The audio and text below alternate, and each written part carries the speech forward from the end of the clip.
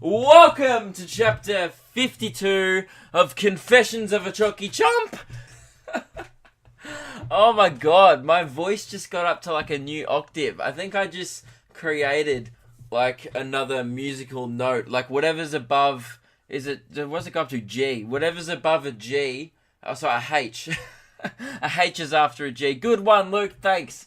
I totally know my alphabet. I just wanted to prove it to all you in case I was going to get all these haters like, oh bro, he didn't know it was after a G. You know what? I do know it's after a G. It's H and after that's an I. And after that, I'll be honest, H-I-A-B-C-D-E-F-G-H-I-J. It's a J. See, I knew that too. I just had to do it out loud. That's like the equivalent of counting on your fingers. That's pathetic. Anyway, what's up guys? I've had a good week. What's been going on? I went to VidCon, the first ever Australian VidCon this week. I attended that with my good mate Lewis Spears and a couple of the other boys from who do online videos. And I don't even know where to start. Okay, where do we start with this VidCon thing? Let's start from the start. All right, so when I was a young warthog, when he was a young warthog, I woke up and I went. That's the funniest joke, or not even a joke, that's probably one of the funniest things I've ever said, and if you didn't like it, screw you, you don't understand my highbrow Timon and Pumbaa Lion King humour, so you know what, shame on you, you're probably a sad, sad person, there's a little black hole inside your soul, and it's gonna keep growing if you didn't laugh at that, so that's just, you know, if you're on a train, and you just sat there stone-faced, during that rendition or my short cover of the start of I Just Can't Wait to Be King, I think that's it, then yeah, I hope you realise your heart and soul is a coffin full of spider webs where things go to die, and you'll forever know that now, so that's good. So the morning of VidCon, I hadn't bought a ticket, right? So it was the first ever VidCon in Australia. By the way, if you don't know what VidCon is, it's quite big in America. It's where all the YouTubers and like other people who like YouTube go, and they just congregate in a room and they take photos with each other, and girls scream when they see a YouTuber, and that's pretty much it. That's all VidCon is. So I went there and I hadn't bought a ticket because to be honest, I didn't want to go. But I had a few mates going, and then I was like, I don't really have anything to do today. So I just kind of went, and I was super tired just even going there because the day before I opened for Neil Colhack. I had a meeting in the morning, so I had to wake up early. Then I went with Neil Colhack to Bendigo. So I worked out I drove for 7 hours and 15 minutes on the Friday, all up throughout the day. So I was driving all day. We drove to Bendigo, did a show, drove back home to Melbourne, back to the city, then back to my... Anyway, it was crazy, so I was super tired, and I had to wake up early the next morning. We got to VidCon at like 9:30, and holy shit, I get there, and there is a line that's snaking around this big room for about 1 kilometre, and that's not an exaggeration. It was hard to tell. It might have been more than 1 kilometre. You know, it probably was, because the line was just snaking up and back for probably about 20 or 30 rows. Yeah, it was probably more than 1 kilometre. And there was just like probably, I don't know, maybe a couple of thousand or so people in this line. And I was like, holy shit, do I have to queue up to get my ticket? And then, so that was to get a community pass, which was like $150 if you just wanted to go. So I couldn't be bothered to wait. So I bought a creator pass because the line had like 20 people in it, but it was like an extra $50. So I paid $200 to go to a room with other YouTubers of whom I didn't know. Like I didn't really know anyone except for my actual friends, like the other guys who do stand up and the online comedy. I didn't even know who the other people were. This was legitimately a conversation that happened between me and a 13-year-old girl.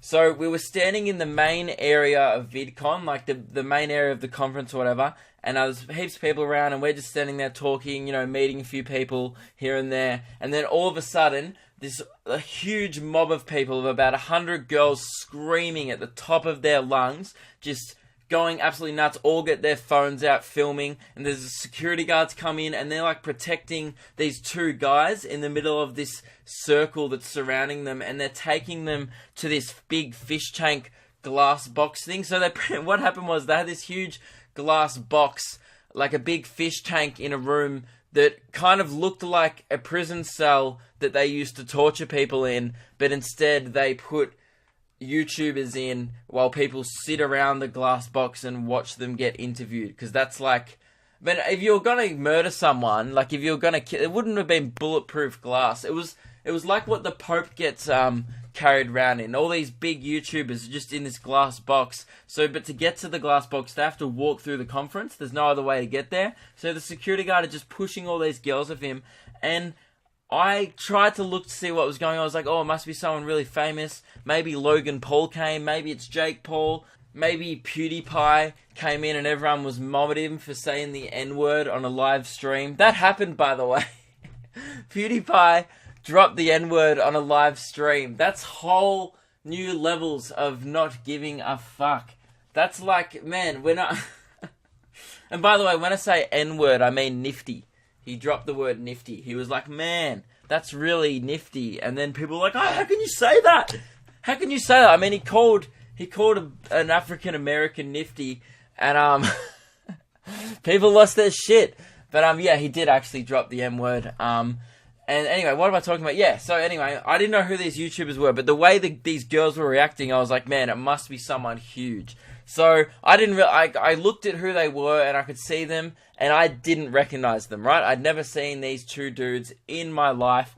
And so I asked one of the girls, you know, after they'd been put in the teen-proof glass tank, all the girls kind of turned around and were like, oh my god, like looking at their phones at the footage they'd just gotten. Like, instead of enjoying the moment of seeing this dude who they apparently love, they all just film it and then watch it back afterwards, which makes no sense to me. But anyway, so then I asked one of them, she was about 13, and I was like, hey, who was that?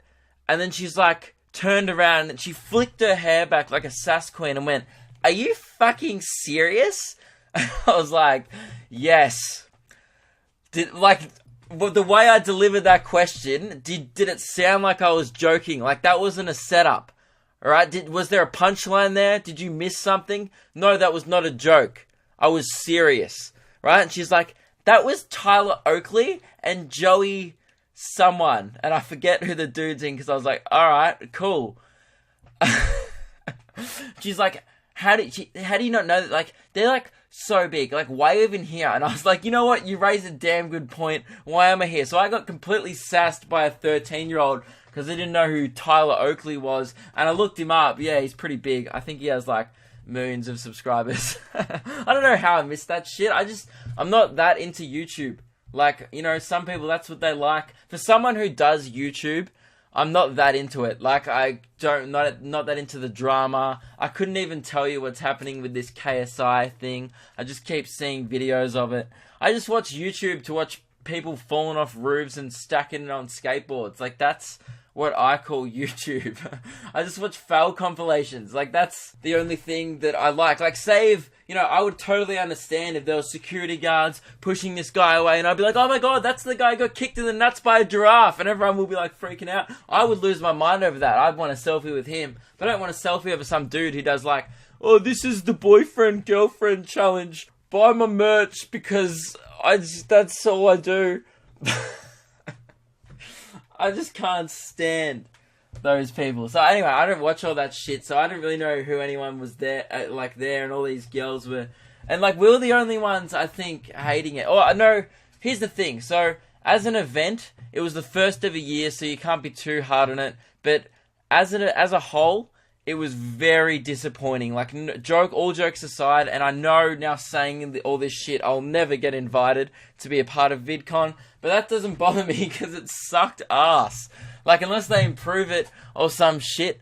Like, and that's the thing. They didn't invite Lewis to be a part of it. They didn't invite Frenchie. There was a bunch of people who weren't on the list, but they were getting, like, stopped for photos more than all these random people who were on the featured creators list. Like, the way they booked the lineup, I didn't even know half the people on the lineup. So that kind of made it a bit odd. But anyway, the whole thing, it wasn't even the creators and stuff. It was just the event was nothing. There was nothing there. So quite literally, there were two rooms. One room was a registration room to enter, and it was a line that snaked around for about 1 kilometer. So that room sucked ass.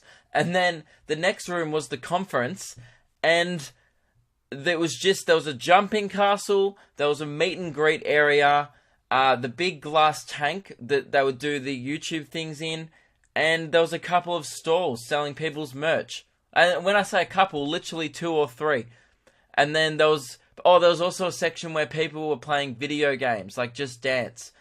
And that was the whole conference. $200 for that. So, and if you were like so luckily for me, I got to, we managed to sneak into all the VIP bits, like the Instagram lounge, the Facebook lounge, and the YouTube lounge where all the creators are. And, dude, even that was like pretty shit. But God, if anyone from VidCon listens to this, I'm never getting invited. Fuck them. It was just put on a good event, and then I won't have to trash it. I could have been like, man, VidCon was so great. It was so fun. It was fun by the end. The best part about VidCon was leaving when we went out with everyone afterwards.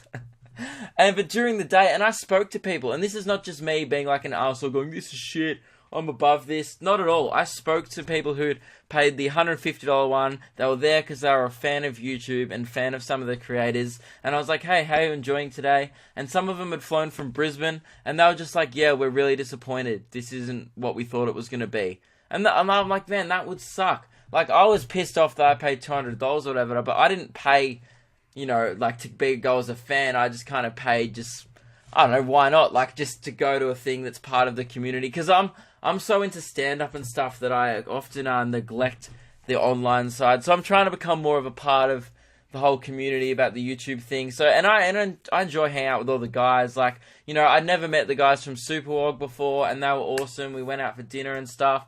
Never met the guys from the Roundabout crew. Just some people I've just missed along the way. So I met a few people who I, probably wouldn't have met for a while, and that was good to network. And now we'll probably, hopefully do some videos together in the future. That side of it's great for me as a creator. But if I went there as a fan and I paid waited in line for 2 hours, then paid $150, I would be thoroughly disappointed. Like, you walk into a room, and because this is how it went down. We walked into the first room, and I was like, oh, this is cool. There's a fair few people in here. There's people playing video games. There's a big glass tank. I'm like, oh, that's the biggest fish tank I've ever seen. And then I was like, all right, let's go to the next room. And then we walked out, and then we were like, oh, that's it. It took us like 10 minutes, and we're like, all right, there's still like 9 more rooms at the convention center. We'll kind of get through the conference in about 2 hours. No, that was it. There was also like panels and stuff which you could go watch, like where creators would talk about like how to get big on YouTube, how to deal with trolls. There was a comedy one and stuff. And at the end there was a show at the end which I watched about 20 minutes of, and oh god, I left. That's kind of how I felt about that. But yeah, it was interesting. I think it was a bit disappointing in the first year, but they might come back next year with more stuff to do, more activities. I don't think they expected that many people to come as well. It was a really popular event. And you know what? I did speak to a couple of people, like, I met a couple of you listening to this podcast, and I met a few of you who watched my videos and stuff, and that was awesome. Thanks for coming to say hi. I really like meeting other people who like my shit. That's kind of another reason why I went. It's good to meet you guys and be at those events. And yeah, I spoke to some of you, and there was a few people who were having fun. I was like, yeah, enjoying this? And they're like, yeah, it's great. I've met a few cool people. But that was the only good thing. Like, the only good part of the event was meeting the creators, I guess, that you liked. But yeah, anyway, that was, oh, you know what? It was this is what type of event it was. It was a type of event that had gender-neutral bathrooms. Like, I walked in straight away, and I saw a sign. I went in to take a piss, and then there was a sign on the door that said, gender-neutral bathrooms, this way. And I was like, oh, it's this event. Not that there's anything wrong with that, but if you identify as a microwave and want to go piss in another room, then yeah, go for it. Go, be my guest. I think that's great, and good on them for having the gender-neutral bathrooms there. The only problem is, I went and looked for the gender-neutral bathrooms, and it was the disabled toilet. They put a sticker over the disabled toilet. So I'm like, if you're going to be progressive, don't call gender-neutral people disabled. That's backwards as fuck. I was just like, build a toilet out of like organic materials and, you know, paint the walls rainbow coloured and build them a proper gender neutral bathroom. Don't stick them in the disabled toilet, because where are all the people in wheelchairs going to piss? I met a girl in a wheelchair. She probably didn't have anywhere to piss all day because there's some dude in her toilet who identifies as a pen lid, and now she can't go take a shit. Do you know, that's not progressive at all. Man, I'm gonna go to hell. That's. But yeah, it was just one of those events, and everyone there was like fucking weird. I just looked around. I was just like, oh man, I wouldn't be friends with 80% of these people. And not that I'm even being an arsehole. I was just like, most of these people just are into shit I'm not into. Like YouTubers who I've never heard of. But the one really cool thing about it was, we went to a couple of the YouTube lounges, and it was great. I met some people who I never would have met, and I didn't even know of. Like, I was speaking to this girl, and I realized she had all these little kids coming up to her, like, 6 to 8 year olds. And like, these kids were getting stuff signed, they were getting photos with her, and I was like, sorry, what do you do? Like, it's not really rude, 'cause she didn't know who I was either. But I was like, yeah, sorry, what do you do? And she's like, oh, I make like craft videos for kids. And I looked up her YouTube channel, 8.5 million subscribers. And I was like, I never would have seen your videos, ever. Like, I didn't say that to her, but I was just like, how weird is that? There's some people who just have 10... I met a girl with 10 million subscribers. Never seen her in my life. Didn't know she existed, but I've since watched her content. Yeah, it's not bad. So, it was cool to meet some of those people who you just never would have met. And, it was interesting. I met a couple of representatives from Facebook and stuff, and, just things like that. It was good to kind of chat to people in the industry. But if I was there as a fan, and I was just there to, like, have fun and not to network and stuff, God, it was just shit. And, like, there was things where, like, even if you wanted to meet your favourite creator, I think you had to enter a lottery, which you probably had to pay more for or some shit. I was just like, enter a lottery to meet some dude who makes fucking vlogs. Like, are you serious? But anyway, it's kind of crazy. And then me and Lewis just spent, like, 45 minutes, because we got pretty bored. We spent 45 minutes just trying to get on Channel 9. We're just dabbing in the background. That's another thing. We revived the dab meme. Because I've just decided that, like, memes that were popular a year and a half ago have only just become worth doing now.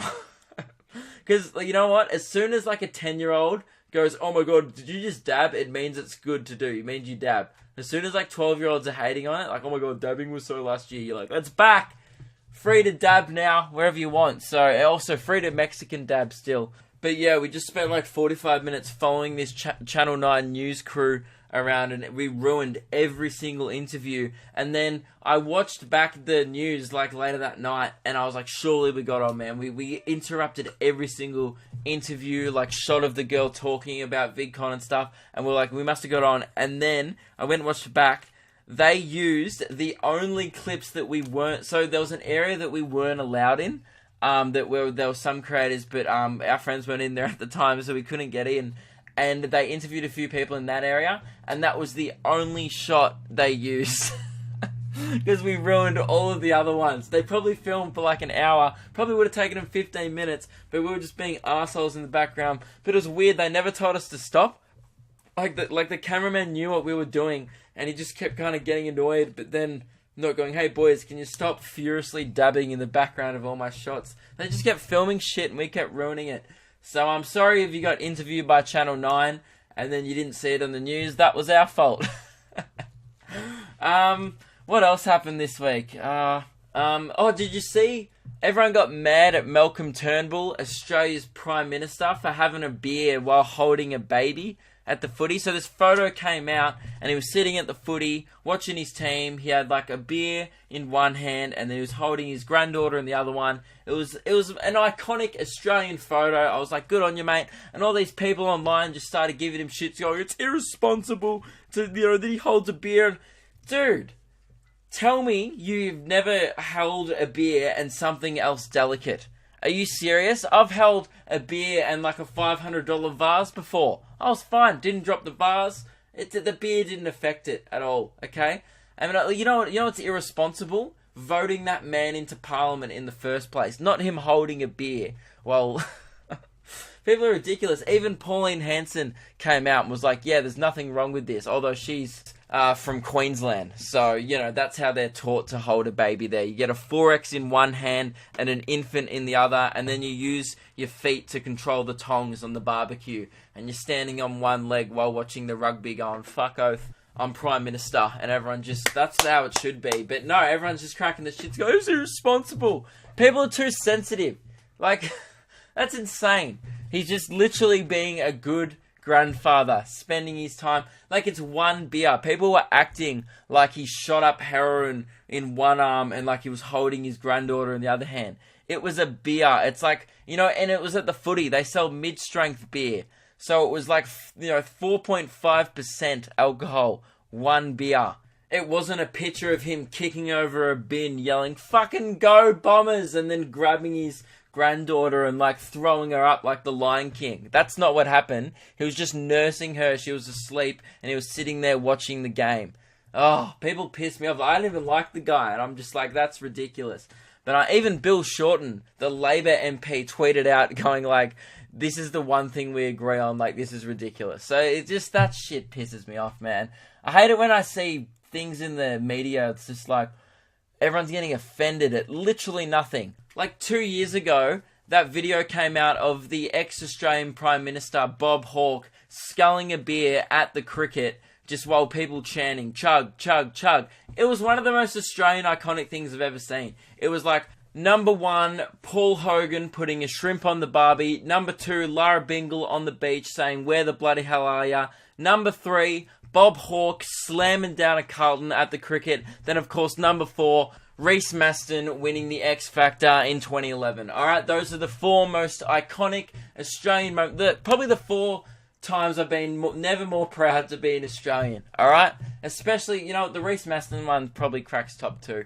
I'm sorry, Lara Bingle. You've got a box head, and you're no longer dating the captain of the Australian cricket team. So, anyway, what was I talking about? Oh yeah, people getting too sensitive. What else did I want to talk about this week? Had other shit, I think. Oh yeah, this may be the dumbest thing I've ever discussed on the podcast, but I just wanted to tell you guys. I recently discovered the funniest thing you could ever do. So, it's not really the funniest thing. It's more just, I discovered a combination of 2 emojis that are perfect in every situation possible. I haven't yet found a situation that these 2 emojis don't fit perfectly in. Okay, so the 2 emojis is the gorilla emoji. It's a gorilla on all 4s, bending over with its buttocks kind of facing upward, just proudly presenting his rear, followed by the wind emoji, which then makes it look like a gorilla bum toot. Now, is a gorilla farting not the only thing to send to people if you don't know what to reply with? So here's an example. Got a message from a girl who I believe is from Germany, saying, will you marry me, with a diamond ring emoji. And I've just replied with the gorilla farting. And she said, oh, okay, and then sent 8 crying emojis followed by the crying frog meme. Now, if that isn't the best way to handle an online proposal, I don't know what is, I'll be honest. Another one is people begging me to reply on Snapchat. Hey man, please reply, please reply, please reply. And then you send them a gorilla farting. I'd highly recommend everyone try it. Just chuck it in the group chat tonight, see how it goes. By the way, you can never do it with context. You can never be like, this is a gorilla farting. You just have to send it in. But once you kind of, you know, everyone gets the meme, then you can start playing around with it.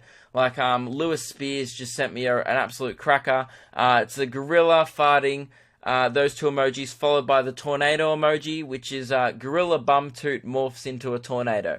Now, if that isn't the height of comedy, I don't know what is. Man, like, people always ask me, like, hey, so, like, you know, we go to work during the day, I study full-time. What do you do as a comedian? Well, when I'm not experimenting with animal emoji flatulence, I'm usually, just doing that. So that's all I do. That's, But you know what? People probably frown upon that and look down upon that, like, oh, you're just wasting your time. Not at all. This took a lot of trial and error. I mean, go on your phone now and try it with just about any other animal emoji farting, and I can guarantee it's not as funny. I mean, the running man's funny. If you get the little running man, then put a little fart gust behind him, it looks like he's going on a post-baked bean jog. But other than that, I mean, there's one little one with it looks like a dog with its tail up, so it looks like it is emitting flatulence. Same with the horse, but actually the whale's always good fun. Any animal with its tail up. Oh my god, what the fuck am I doing? I just spent 2 minutes talking about animal emojis farting. This is the best podcast I've ever done.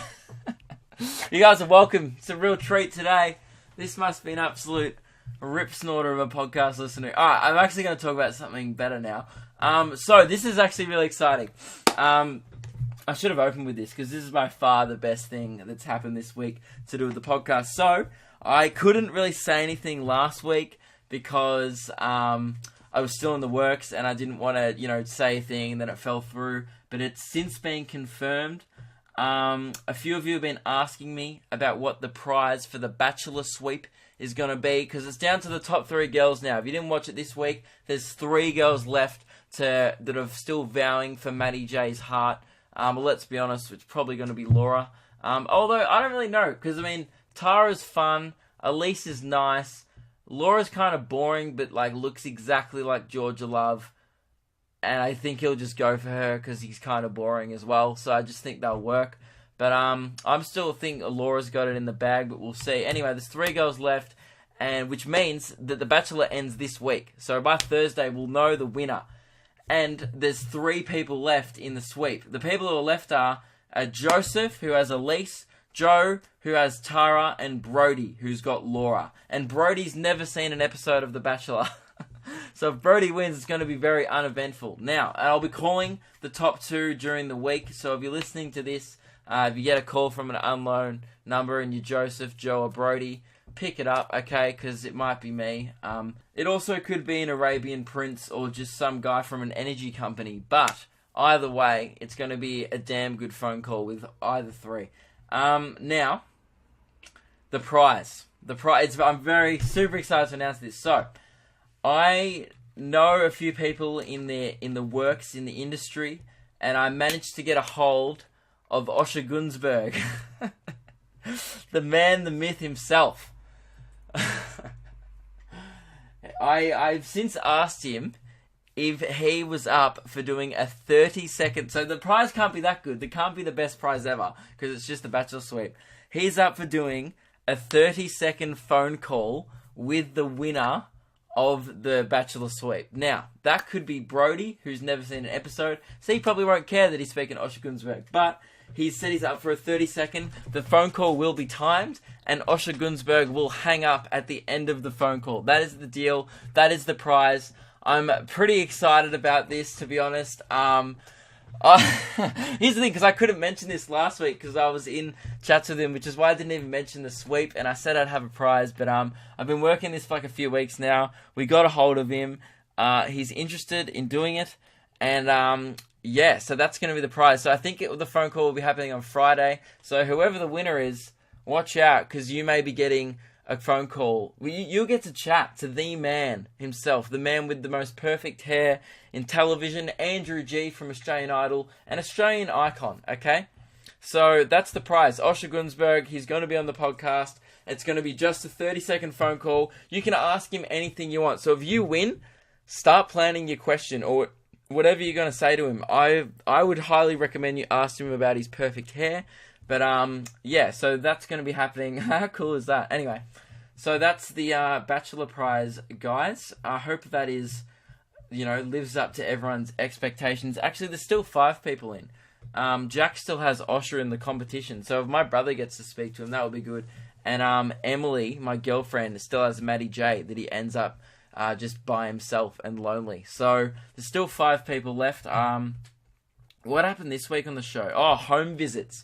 They went to all the girls Maddie went to all the girls' homes. And man, Maddie J lived out my dream. He went to Movie World where it was just them two. Like, they booked out a whole theme park. An empty theme park like makes me... I'm sitting here with a half chub just thinking about it. Like, I'm almost rock hard thinking about not queuing up for the Superman ride. Imagine just rocking up to the Scooby-Doo ride and going, yeah, just getting up the front and you don't have to wait. Oh, sorry, I'm getting distracted. But, yeah, that was awesome. And he met Tara's family, and that was so bullshit. They painted Tara's brother to look like an asshole, where I read in her Instagram comments, because I follow her on Instagram, because I'm a fucking loser, and I read in the comments that, all these people like, man, your brother was such an asshole to Maddie, like, he scared him off, like, now Maddie's not going to choose you.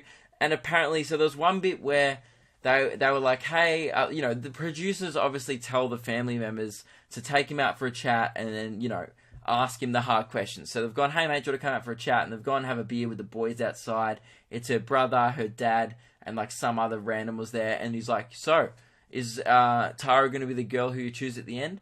And then Maddie was like, because he's not allowed to say yeah or nah. He has to be like, I don't know, like, I have a strong connection with all of them. And then he's like, I can't give you an answer right now. And what happened on the show was it cut back to the brother and he was like, liar, like, and he said it really aggressively, and that's what they used for the promo. So it was like, so are you going to choose Tara at the end? And then Maddie was like, oh no, I can't give you an answer right now. Then it went liar, and apparently they just cut that liar thing from a completely different conversation. They're probably talking about Scrabble or like Monopoly, and they were like, oh, do you like Monopoly? And he's like, oh, no, not really. He's like, liar, I bet you do. You're fun. I love you, Matty J. But they just cut him saying liar from a completely different... That's why never believe anything you see on reality TV. Please, they edit the shit out of it. And Tara was in the comments trying to defend her brother, going like, oh, nah, he didn't say that. That would be an arsehole thing to say. Which they painted him as an arsehole, and I feel sorry for the dude. Goes on national TV and they just make him look like a dick. It'd be so easy editing together one of those shows, like, and making it dramatic. Like, I reckon I could take a conversation that just went like, hey, Maddie, I don't like ice cream, but I really like you.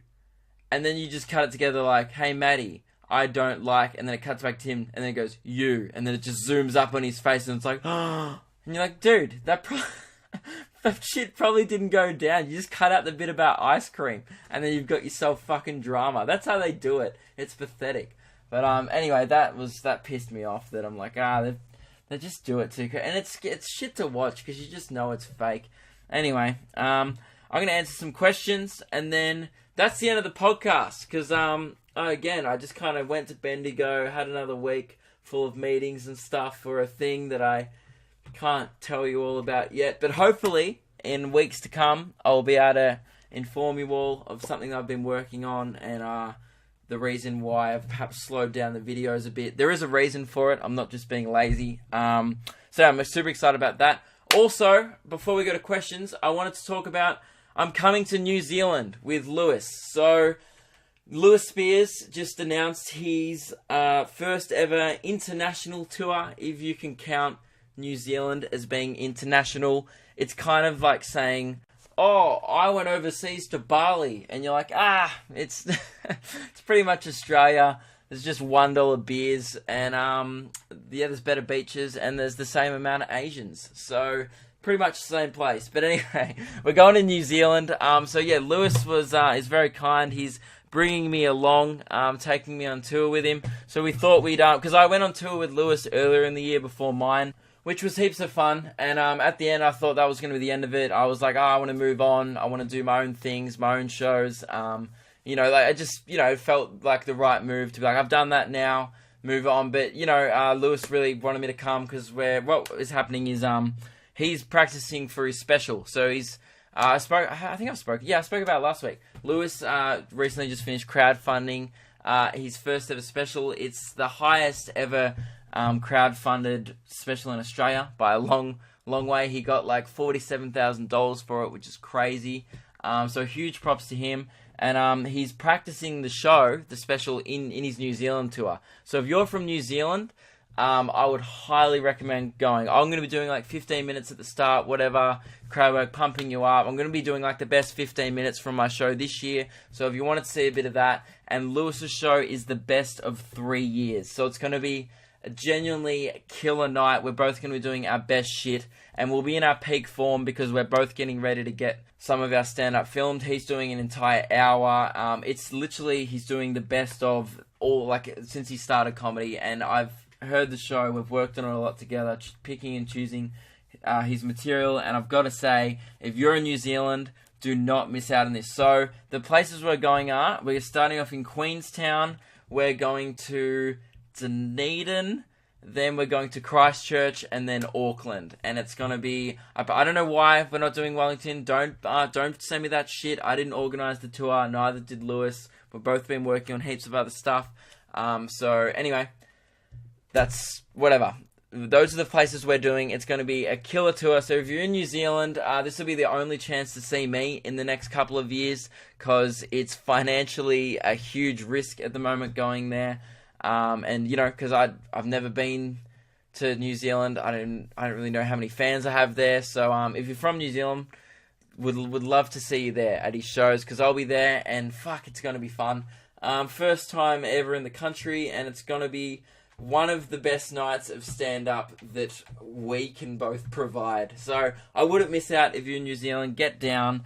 I'm sure Lewis would appreciate it. Anyway, let's do questions. So I'm coming to New Zealand. Oh, by the way, that's in October. It's like October 16th, so next month. I just realised I said a date, and I don't really know the dates. It's somewhere around there. It's mid-October. But yeah, I'm keen as to see some hobbits. It's going to be mean as, bruh. Mean as. It's going to be... we're heading across the ditch to New Zealand. I don't really know how to do the accent, but I'll give it a crack when I'm there, kind of thing. So I'm looking forward to New Zealand. It's going to be fun looking at some sheep. So what else do you have in New Zealand? You've got Hobbiton. That's all I really know about New Zealand. It's the place where they film Lord of the Rings. And if I don't say Gandalf, I'm going to be very disappointed. So, alright, let's do some questions. First one is from Maddie. Hey there, Luke. I have a question for your podcast. What's something your brain tries to make you do and you have to will yourself not to do it? I'd be interested to know the answer. Thanks, Maddie. Legitimately 95% of things that I go to say or do, I have to will myself not to do it, because I think I'm pretty impulsive. Like, I'm a pretty impulsive person. Like, I told the story where I'm like, oh, I'll just choose to do a thing and I'll just laugh. I'll just laugh at a person's face, and I don't care because it's the first thing I've decided to do. And but yeah, usually out in public I won't do all that dumb shit. So it's kind of stuff like that. So like my brain goes like I'll think of a dumb thing like to do, and I'll be like, I should do that, and then the rest of me usually takes over and goes, no, let's not, or we'll go to jail or be on the news. So let's refrain from doing that. Not a smart decision, Luke. And then I'll be like, oh, good call. That would have ended badly. And that's most of the shit I say in this podcast is impulsive. And look, to be honest, I should be doing that more. I should be censoring myself more. I think I insulted people before for identifying as a pen lid. So, and that was an impulsive decision. Like, I'm aware it was an ignorant call, but it was funny. I mean, imagine if you thought you're a pen lid and then you didn't want to piss with males or females. You're like, I want to piss with other pen lids. See? And again, that was another thing that my brain went, you should say that. But the rest of me... So to answer your question, Maddie, I don't really will myself not to do it. I'm pretty impulsive and I usually just say shit. That's why I couldn't be president. I mean, well, we currently have the most impulsive president of all time, but he's not a good president. So, yeah, I just couldn't. That's why I could never be in politics. Because if I got in politics, they'd bring up all this horrible shit I've said on this podcast, and it'd be news for weeks. And this man is pen lid phobic, and I'd be like, "Whoa, I did say that, yeah." Anyway, yeah, that's probably the answer. I can't really think of a specific example where my brain tries to make me do something and I have to will myself not to do it. Usually, most of that time, it's just in like social interactions. Like, I might think of something and then I'll be like, "Oh no, that's rude. I shouldn't say that. Normal people wouldn't think of that, so I won't say it." And I'll pretend I'm a normal person. Usually, it's just little shit like that where I'll go to say something dumb or rude or stupid, and I'll just stop myself because it's no point in being an asshole. All right, Mia. Hey, I love... Oh, sorry, this one's from Mia. I just said your name. I was like, alright, Mia. The next question is from Mia. Hey, I love listening to your podcasts and watching your videos. They really make me laugh. I'm very glad. Just wondering, have you ever been doing stand-up where no one laughed at a joke and everyone was just silent? Yeah, all the time. Alright, not all the time, but like... It happened... Okay, let's rephrase that. It doesn't happen all the time. It happens occasionally. And when it does, I think it's hilarious. It's so funny. Like, when did the last time... It happened on Thursday. So I did a gig Thursday, Friday, Saturday. And I was trying out a new joke. Thursday, I just recently written the joke. There wasn't many people in the room. It was like an open mic night. I didn't do that well. There was guys there who were there from a Bucks party. They were yelling. I was just talking to them for a bit, trying to get them to shut the fuck up. And then I did my new joke. They didn't like it. It didn't go that well. Got a couple of laughs at the back, but it pretty much got dead silence. And I was like, alright, maybe it's the joke. Maybe it was the crowd. So I tried it the next night, and it did really well. And I was like, great. So it's not the joke. It was just the crowd. Then I tried again on the Saturday night, and it crushed. So it's just when you're working on new material, usually the first time you do something... Sometimes I think shit's funny that's not. You know what I mean? Like, I might write a joke about someone identifying as a pen lid, and I'll be losing my mind laughing at it, going, oh my god, I'm the funniest comedian ever. And then I'll get on stage and be like, yeah, and they make bathrooms now for people who think they're a pen lid. And everyone will be like, fucking asshole. So, you know what I mean? Like, you never know what's going to be funny. That was a very bad example. I wouldn't write a joke about that probably. Although... Come to my show next year. You might hear a few pen lid gags. I'll do a tight 10 on being a genderless unicorn at VidCon. And being... Like, what am I talking about? Anyway, to answer your question, Mia, yeah, it's happened. And, you know, when no one's laughed at a joke. And to be honest, everyone always goes, what happens when you bomb? What happens when you tank? Nothing. Nothing happens because no one laughs. Quite literally nothing happens. And that's fine. I see my mates tank all the time. I probably won't like, you know, I've seen Lewis tank. I've seen some of the best comedians I know. I've seen some of the best comedians in Australia, man. I won't name their names. They're on TV, and I've seen them eat shit. You know what I mean? Everyone eats shit because you're trying out new stuff. You never know what's going to connect with an audience until you try it. And sometimes it just doesn't go your way. And it doesn't happen all the time. Great comedians might only tank, you know, 1 in every 100 times, but it still happens, you know what I mean? Like, it happens to me. I'm, like, fairly new at this. I've only been doing it for 2 years, so of course it happens. You get silence, and I think that kind of shit puts people off doing it. So if you're interested in doing stand-up, and you're like, oh, I'm gonna get a tank and get silence, yeah, it sucks when you get silence, but honestly, when I get silence, it always makes my show. Because you know what the best part is? When you're killing, every joke's hitting, and then one joke gets silence. Because people know you're good. If you've proved to people that you're good, and you've done like 3 minutes of killer shit, and everyone's having a great time, then you throw in some new stuff, and it doesn't go well, no one cares. Everyone just goes, he wrote a joke, and I acknowledge it. If you're self-aware of it, it's when you bomb. When people bomb who aren't self-aware, it's cringeworthy to watch, because they're eating shit and they're not acknowledging it. Like, they'll just keep fucking saying stuff that isn't funny, and they'll get angry at the crowd, and like, I'll just be like, that was shit, wasn't it? And everyone will just have a laugh, and we all go, fucking... I just make everyone laugh at how shit that joke was. And then I'm like, well, I'm never going to say that again. I appreciate... You know what I mean? You just acknowledge it, and then everyone gets back on, and then you start doing more good shit, and, you know, you win them back. It's good fun. I kind of don't mind tanking. I think it's a good challenge. I love tanking and then winning them back by the end of the set. I think that's really fun.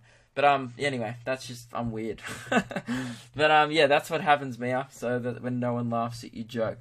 Alright, next question. This is from Tommy. He said, hi Luke, just got a few questions to answer on your podcast. Firstly, are you coming to Newcastle on your next tour? Is Lewis Spears opening for your show, and or are you for his? Love your podcast, and I listen to it at school in sewing. God, we need to talk about this. I'm going to come back to that. Sorry my iTunes review wasn't very funny. I was Lil Broomstick 6. I'll be honest, I don't remember what you wrote, but chances are it was a bit shit. But thank you very much, Tommy, for the review. I appreciate that, man. Okay, there's so many things in this email I need to address. Firstly, I'll answer the question, are you coming to Newcastle on your next tour? 100%. I came this year. I'll be back next year. And is Lewis Spears opening for your show, and or you for his? So...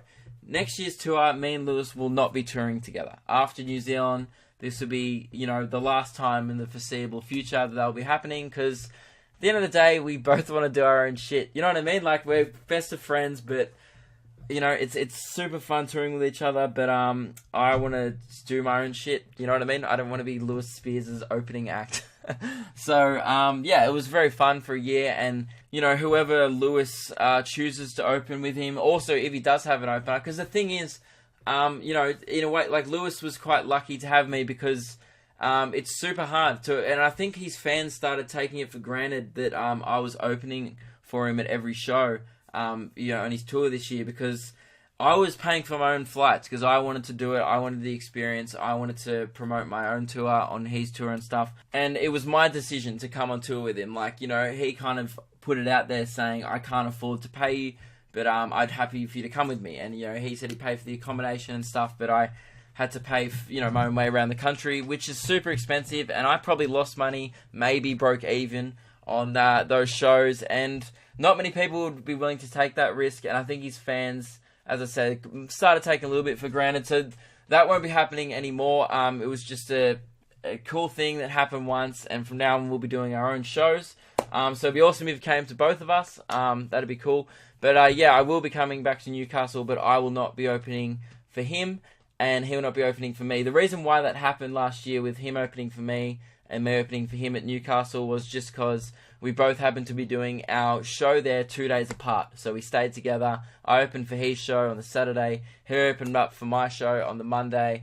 And it was great fun. But yeah, that was kind of just a lucky thing that happened. And same with like the people who, saw Josh Wade open for my show in Brisbane and stuff. That was just lucky that Josh kind of wanted to do it and was happy to come down and stuff. So yeah, to answer your question, me and Lewis, it's those days are over, sadly, except for New Zealand. New Zealand will be like the last hurrah, so that's going to be super fun. We're both really excited about it. It's going to be amazing. So if you're in New Zealand, come see that, because it'll be the last time we're performing together for a while. But we'll still be always doing stuff together, because we're very good friends. But just not going to be opening for him anymore. Just I've moved on to bigger things, and whoever he gets next year on his openers, I'm sure is going to be great.